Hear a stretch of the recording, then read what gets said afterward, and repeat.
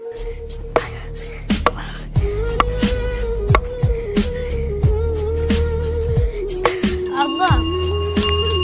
ও আব্বা, হ্যাঁ গরুটারে কি সত্যি বেচে দিবে? হ্যাঁ বেচে দিম। না বেচলে হয় না, ওর লাগে আমার অনেক খারাপ লাগতেছে।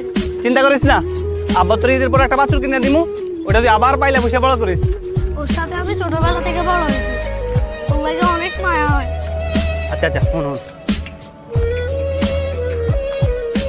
মন খারাপ করিস না বাপ, গরু বেচা তোর নতুন জামা কাপড় কিনে দিবি, আর ওই ঈদের দিন ঈদ বোনাসও দিবি। যা, নতুন জামার টাকা দিয়ে তোর মায়া কাটানো যাবে আব্বা?